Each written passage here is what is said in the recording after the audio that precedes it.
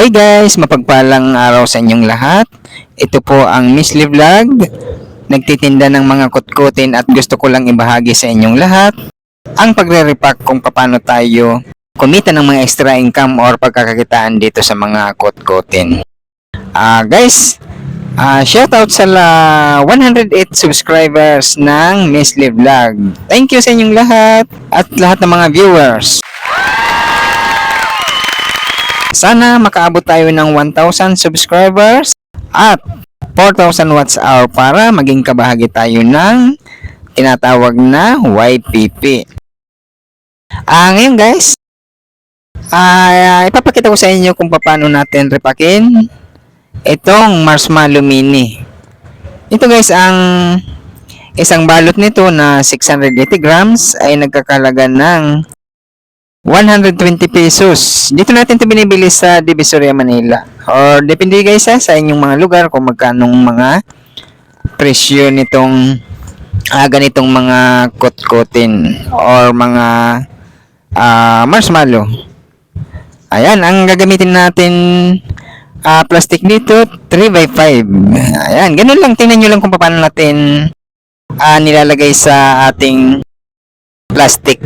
Nasa inyo yan guys kung magkano inyong mga presyohan na gusto ng itong sa atin. Ang bintahan natin ito 5 pesos lang para abot kaya ng ating mga kababayan. Yan, at kailangan mabilis natin yan re-repack guys sa ating mga plastic para hindi siya sumingaw. Kailangan kung mag-umpisa pa lang kayo, mga baguhan pa lang tayo guys, gusto nyo mag-umpisa pagtitinda ng mga kutkutin, tayo mismo pupunta sa mga pamilihan o hanapin nyo ang mga pwesto na magtitinda ng mga nag-wholesale price para mas mababa ang mga presyo na ang ating mabibili. At pipiliin nyo ang magaganda guys kailangan tayo mismo ang pipili ng ating bibilhin para maganda ang ating makukuha. Katulad nitong marshmallow, minsan kasi meron nitong mga kulubot, kaya maigin yung titingnan. Kailangan yung medyo ma-powder, yun ang maganda nito. At saka malinis ang plastic na kanyang pinagkakabalutan. Ganon, para tayo kumita dito ng malaki. Dito guys, maraming repack ng magagawa natin at saka malaki ang tubo natin dito. Kung nabibili natin to ng 120 pesos, pwede tayo dito tumubo ng 150 pesos. Pag bininta natin ito, magiging, or pag narepack natin to, ang ating narepack, pag binilang natin, magiging 270. Ang lahat ng nabalot natin. Kaya lagpas pa sa puhunan ng ating tubo dito sa ating, kagaya nitong marshmallow. Kasi napakaraming laman ito sa isang balot. Kaya malaki ang tubo dito.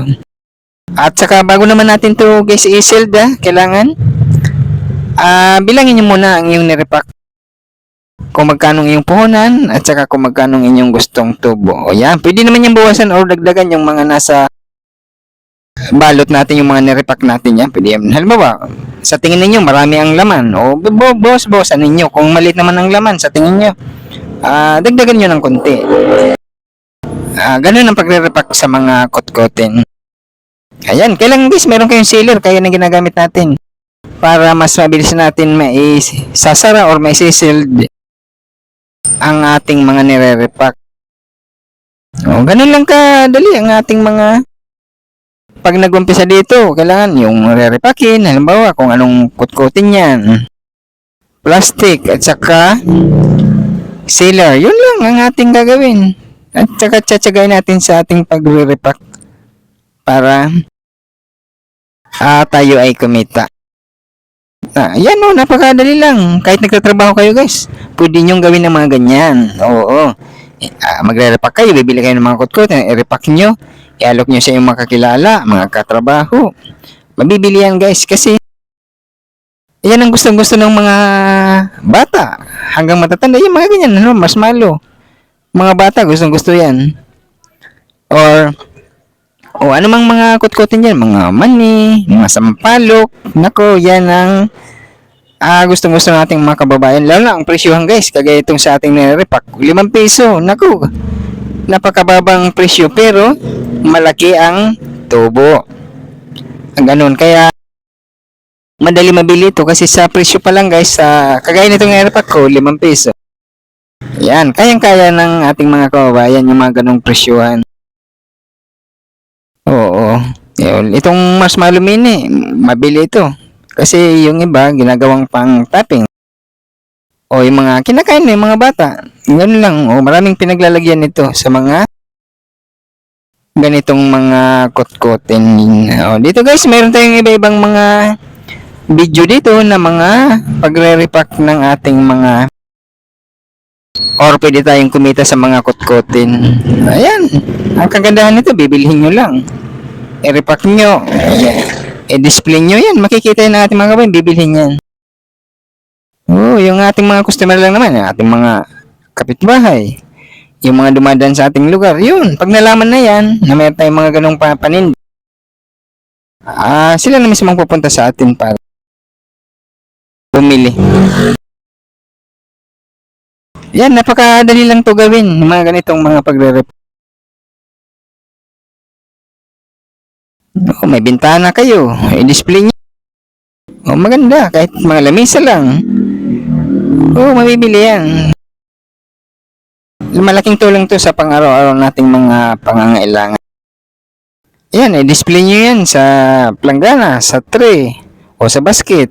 Okay guys, pwede nyo i-display ng nakaganyan. Alam mo, may ganyang display na kayo, planggana. O display nyo yan. At pwede rin ganito. Sabit nyo sa karton ng cake.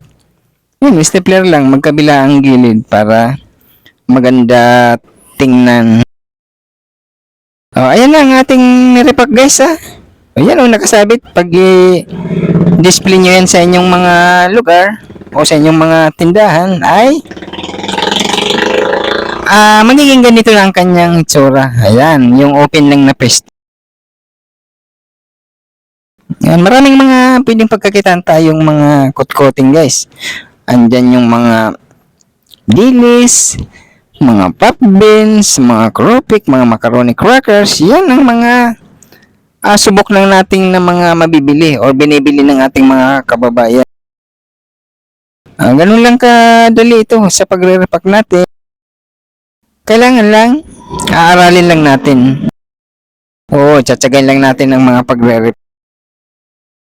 At ganun lang ka-simple ito gawin. Guys, kung gusto nyong kumita ng mga koten.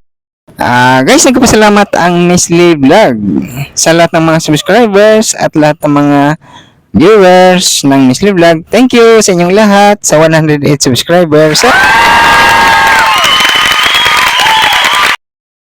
Sana dumami pa tayo, ulanin pa tayo ng mga subscribers at makarating tayo ng ating lumago itong ating channel.